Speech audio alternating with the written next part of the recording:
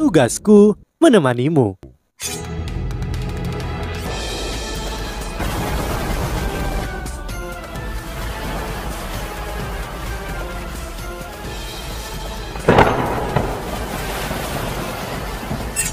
Hai sahabat Pasuk, kembali lagi bersama alur cerita versi novel Solen 2 Sekte Tang yang tak tertandingi. Jangan lupa like, subscribe, dan nyalakan tanda lonceng. Mari kita lanjutkan. Ekspresi Jing Hongchen berubah. Dia tahu dia tidak berharap itu akan menyakiti Wo Yuhao, tapi dia juga tidak berharap itu dinetralkan dengan mudah. Wo Yuhao memang jauh lebih kuat dari yang aku harapkan. Bagaimana dia melakukan ini meskipun dia masih sangat muda? Meng Hongchen sangat marah. Wo Yuhao, mengapa kamu memamerkan kekuatanmu di sini? Apa yang sebenarnya kamu inginkan? Wo Yuhao bahkan tidak memandangnya, sebaliknya dia berbalik ke Jing Hongchen. Kepala aula, Hongchen, kami tidak ingin menghabisi siapapun hari ini. Itu sebabnya aku harap Anda dapat meminta cucumu untuk menahan perilaku mereka. Aku hanya punya satu pertanyaan untuk diajukan. Katakan jawabannya dan kami akan pergi. Aku berjanji tidak akan menyakiti mereka juga. Bagaimana jika aku tidak menjawabmu? Jing Hongchen bertanya dengan dingin. Wo Yuhao dengan tenang menjawab. Aku tidak keberatan membantu agar Miss Rek menghilangkan beberapa ancaman potensial. Aku telah menghabisi banyak anggota Kekaisaran Ryu selama beberapa tahun terakhir.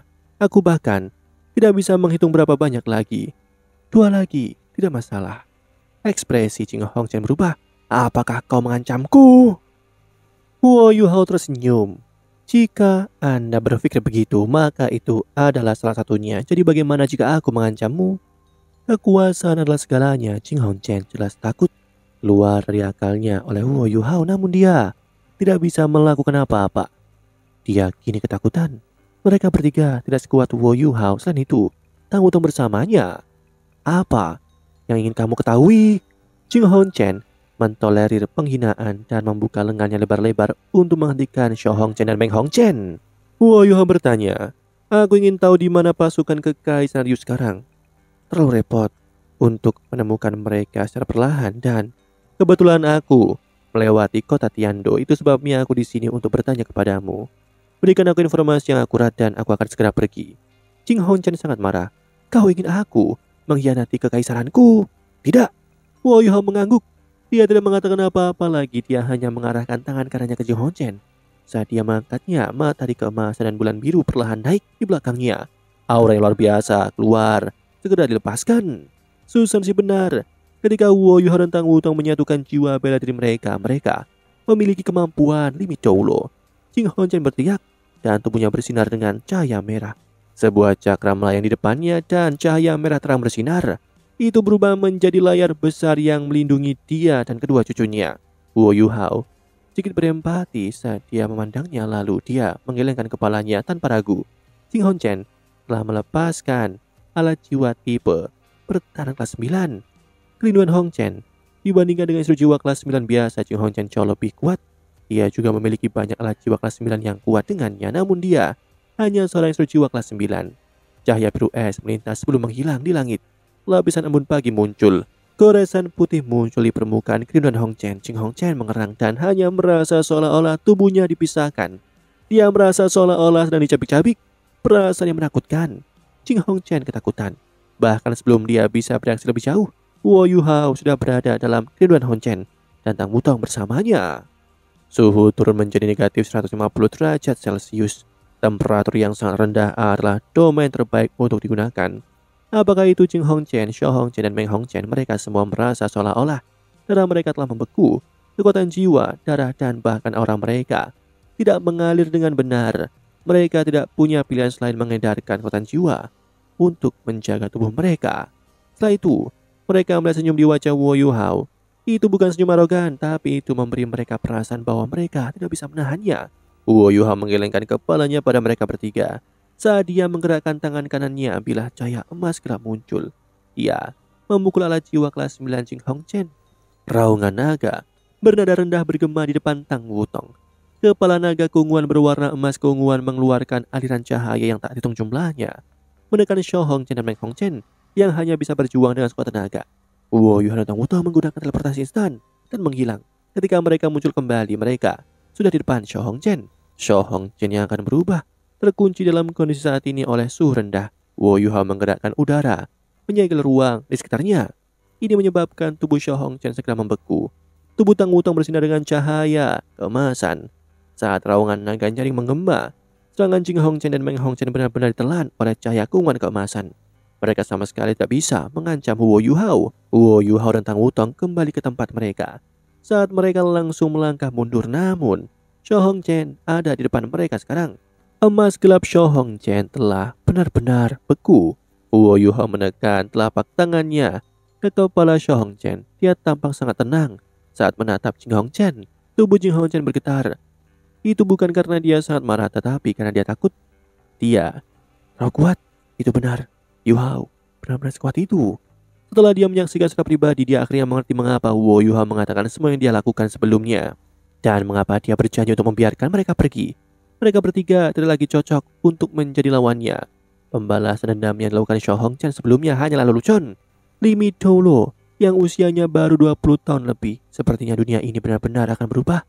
Langit memberi kekaisaran Ryu alat jiwa yang sangat kuat, tetapi mereka memberikan keanehan pada 3 kekaisaran asli benar dahulu. Siapa yang bisa menantang orang aneh seperti ini? Setidaknya itu tidak mungkin bagiku. Jing Hongchen menutup matanya dengan kesakitan. Dia mengangguk pada Wu Yuhao dan berkata, baiklah. Aku akan memberitahumu. Jika itu 20 tahun yang lalu atau bahkan 10 tahun yang lalu, dia akan melindungi martabatnya sendiri, bahkan jika itu dengan mengorbankan menonton cucunya yang biologis mati di depannya.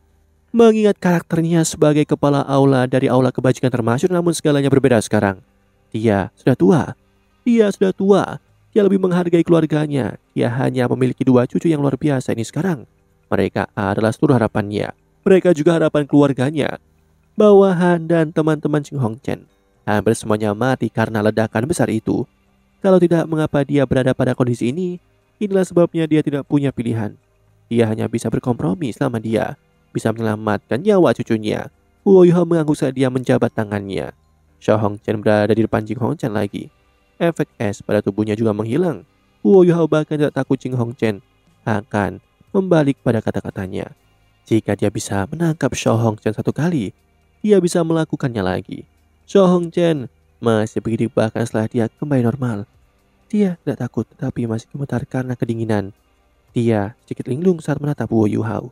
Jika dia masih memiliki energi ketika dia marah, dia hanya ditinggalkan dengan kesedihan sekarang.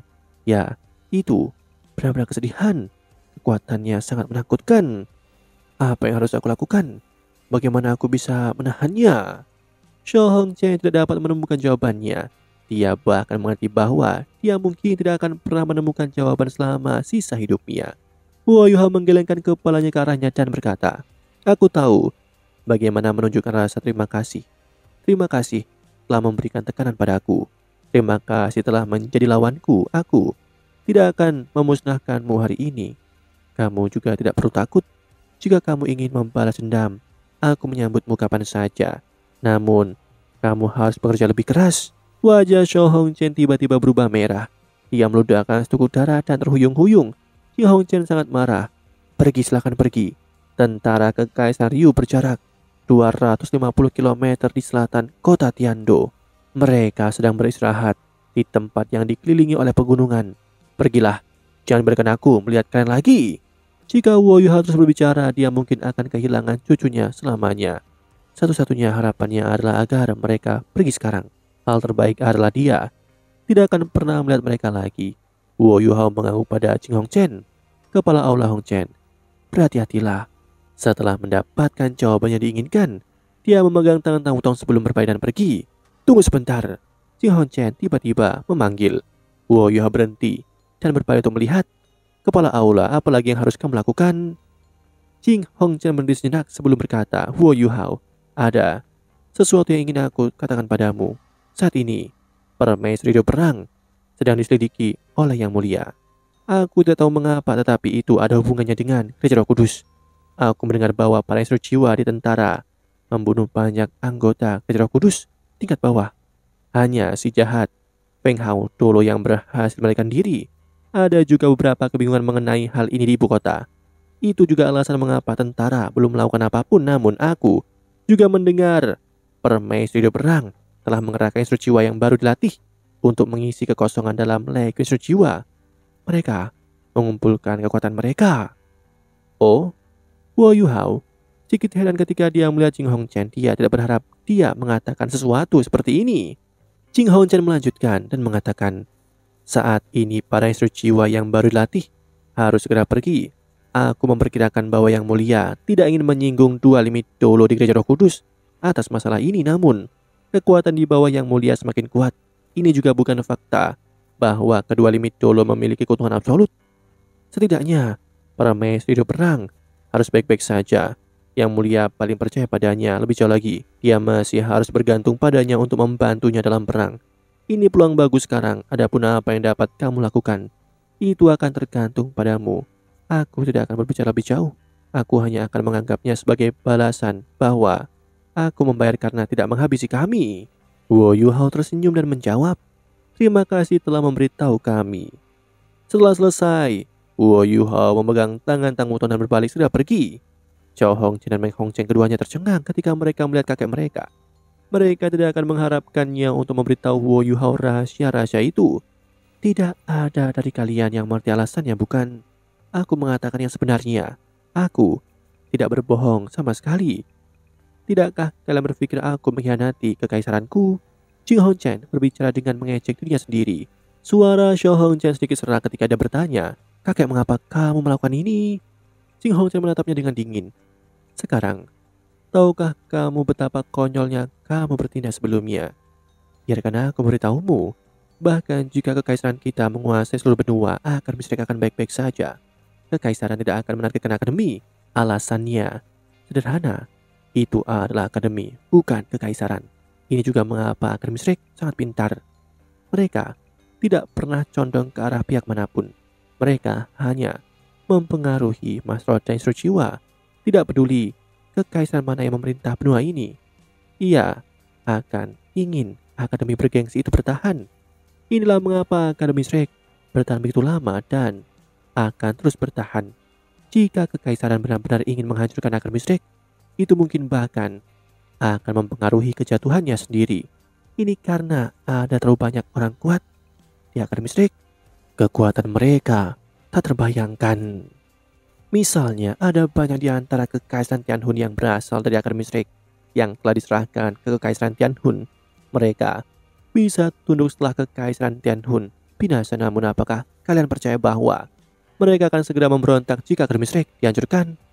Kalian berdua pernah ke Akademi Shrek sebelumnya? Katakan padaku bagaimana rasanya di sana? Xiao Hongchen menggertakkan gigi dan tidak mengatakan apa-apa. Meng Hongchen berkata, ini benar-benar sebuah institusi pembelajaran yang diinginkan dikunjungi oleh setiap master roh. Meskipun kami dikucilkan oleh siswa di sana, para guru tidak melakukan hal yang sama. Selama kami bertanya, kami mendapatkan jawaban yang benar.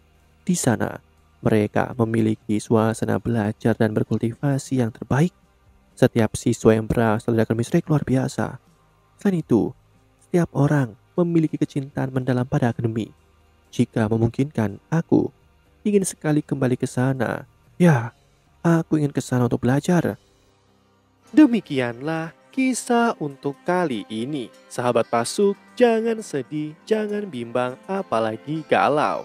Karena aku kan selalu menemanimu.